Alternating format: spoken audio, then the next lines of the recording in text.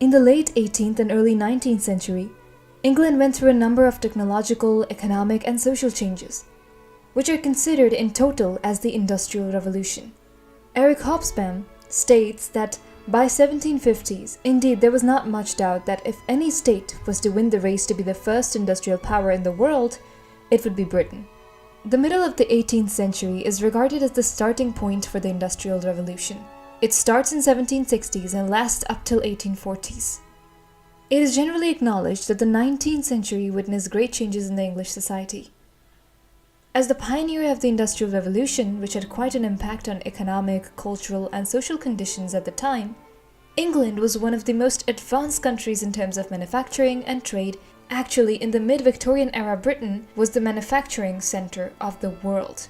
But the fruits of Industrial Revolution were slow in coming. Per capita consumption and living standards increased little initially, but production technologies changed dramatically in many industries and sectors. Hence, economic growth led to transformation in society, culture, and politics. The old cottage industry was replaced by the factory industry, which gradually caused the migration of people from villages and small towns to cities in order to become factory workers. The population of London expanded from about 2 million inhabitants when Victoria came to throne to 6.5 million at the time of her death. It was during this time that Marx and Engels wrote the Communist Manifesto, where they commented that the place of manufacture was taken by the giant modern industry, the place of industrial middle class by industrial millionaires, and the leaders of the whole industrial armies, the modern bourgeois. Due to these causes and effects of the Industrial Revolution, it can be said that this revolution created the working class, consisting of workers in factories, and middle class, consisting of bankers, factory and mill owners. But now, since the dependence was moving from manual labor to machine labor, one thing that was needed to run these machines was power. For centuries, wood and timber were used for heating and making ships respectively. Therefore, coal in particular, abundant in northwestern part of England, was began to be used as an alternative energy source.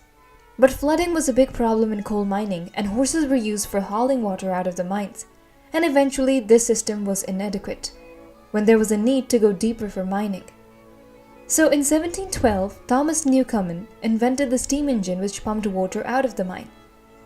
But half a century later, or approximately 64 years later, James Watt developed and produced a more powerful steam engine in 1776. This steam engine was used to various processes of mining and manufacturing. So factories were no longer restricted to the power supplied by a river or a stream, or to the space available beside a flowing river. They could be built anywhere. And when this happened, handmade production was completely replaced by machine production. Textile was a fast-growing industry, which required wool and cotton. Cotton was supplied from the colonies, with the transatlantic slave trade booming during this period. Wool, however, was supplied within England through the rise of the enclosure movements.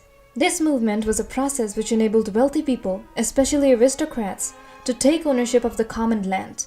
Common land meaning communal fields, meadows, and pastures and other arable lands in Western Europe. They took ownership of this common land, and this thereby enabled them to have a title. That is to say, they became landlords. These landlords began to graze their sheep in these lands, which created the required wool for the textile industry.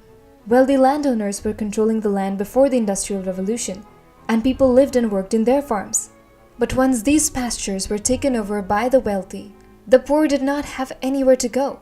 They could not afford to buy land, and therefore they also migrated to the cities and contributed to the labor force in the factories. As I've mentioned before, the population of almost all big cities of England had increased drastically. This caused poverty, unemployment, poor nutrition, poor health conditions, and many other social ills. And therefore a new concept emerged of the criminal class.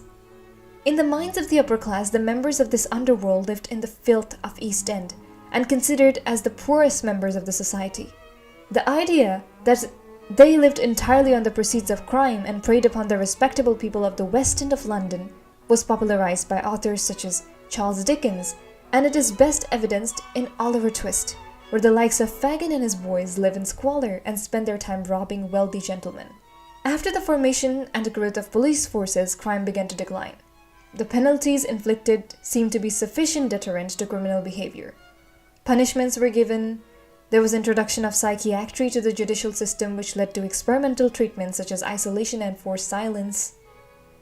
And many criminals like Abel Magwitch in Dickens' Great Expectations were transported to Australia to serve their prison sentence.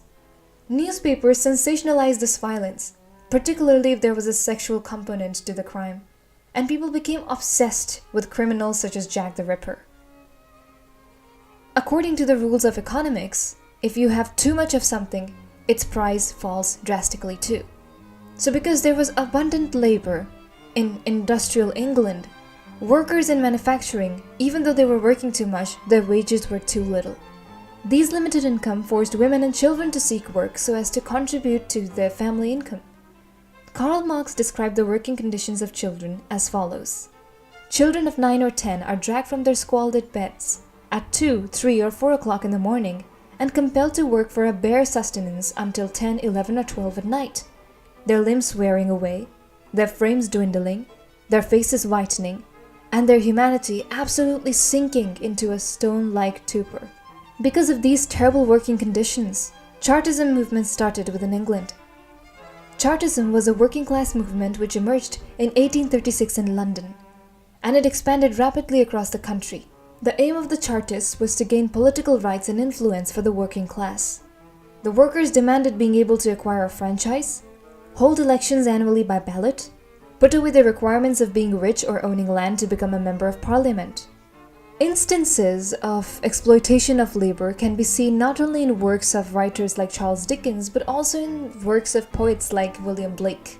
And as the industrial age moves from the Romantic period in England towards the Victorian period in England, we would see how a certain sort of resistance would develop and strengthen across the Romantic and the Victorian age, where the Romantic age would be nostalgic about the nature that used to be, the pastures, the meadows that used to be a big part of England that are now slowly being enclosed. And the Victorian age, which would criticize the industrial age as it stripped people of their dignity, of their lands, of their money, and provided them with the worst standard of living among disease, filth, and destruction. You see, in the Victorian period, colonialism and imperialism were a big thing. Europeans were constantly traveling to countries outside Europe for establishing their empires and for controlling and amassing vast amounts of wealth. Global trade had expanded rapidly. And while some works of literature cheered on racist imperialism like Rudyard Kipling's The White Man's Burden, others answered mounting desires for the erotic, the Oriental Eastern themes, like Kubla Khan. Because of industrialization and the working class being drawn to the factories, children were unable to attend regular schooling. New schools such as factory schools, Sunday school, evening schools, and infant schools were built to fit the needs of industrialization. Writing became associated with economic prosperity. Before Victorian times, literacy was a skill that few possessed. High prices of paper, ink, and postage, and time-consuming methods were enough to turn many away. But thanks to the Second Industrial Revolution, learning to read became easier, due to its transformative technologies of steamship and telegraph.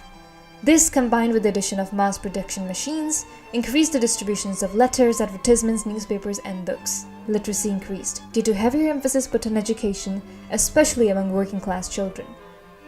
Reading skills began to spread through technological advances such as printing press and cheap mass-produced steel pens. Penny post allowed the sending of letters for only a penny, as its name suggests.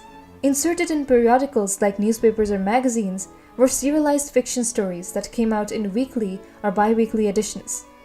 Many plots were not previously planned, so this way the story could continue for as long as the public desired it to. After completion of a serial, it was reprinted as a whole. This is the way or style in which Dickens wrote, and a lot of his contemporaries too.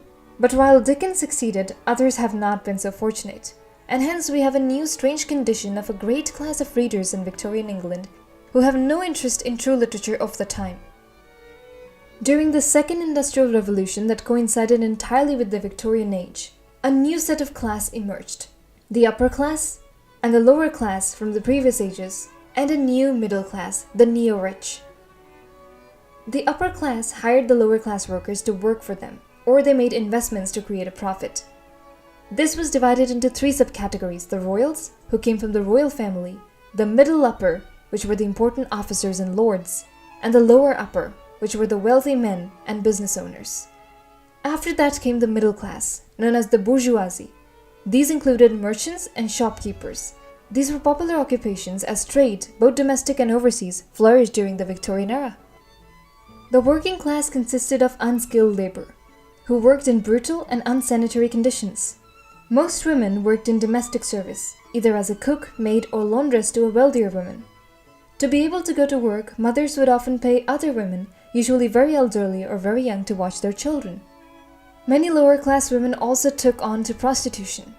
As they were extremely controversial, Parliament voted to pass the Contagious Diseases Act, which allowed prostitution in military towns, but meant that the women had to be forcefully checked for diseases. The act was meant to protect the men from contracting diseases, not the women from being harmed. This mistreatment created a strong feminist movement among Victorian women who yearned for fair treatment. And finally, in 1885, the Parliament passed the Criminal Law Amendment Act, which raised the age of consent and prohibited the use of brothels. The upper-class women had a range of servants to perform the domestic chores for them. An everyday task of upper-class women was accepting and paying visits, as well as organizing dinner parties for their friends and families, which was seen to be a symbol about their social status. Among the upper-class women during this period, women were considered to meet the domestic, self-sacrificing ideal of the angel in the house, the title of Coventry Patmore's poem. Women could not seem too focused on finding a husband, lest it appeared that they had a worrying amount of sexual desire. They had to stay pure until marriage, not even allowed to speak to a man unless there was a married woman chaperoning, and after a woman married, her rights and property ceased to remain her own. Despite all this, no previous era in English poetry boasted more models of women poets, from feminist reinventions of Elizabeth Barrett Browning to pseudonym personas of Emily Bronte, as well as Michael Field. It was during the Victorian period that Charles Darwin gave his Origin on Species. This led to three kinds of reactions. One was a world weariness of Tennyson and Arnold.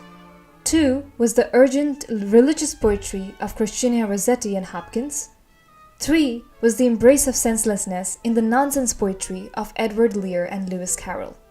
The movements that arose during this period were the Pre-Raphaelite Brotherhood, aestheticism, and the realist movement. Apart from that, two new forms of writings emerged. First was the dramatic monologue, which was put forward by Alfred Lord Tennyson and Robert Browning, that hybridized drama, fiction, and lyric into one single form, where a poet impersonates a fictional or historical character and addresses a silent audience without any narrative framing or guidance. The second was the Victorian novel, or the industrial novel, which exposed the difficult plight of the working class, and it appealed not at a specialist or elitist audience, but rather a newly mass audience of the middle class. These novels consisted of a big cast of characters, complicated subplots, and surprising twists and turns. So it has been very clear that during the Victorian period, Britain was a powerful nation with a rich culture.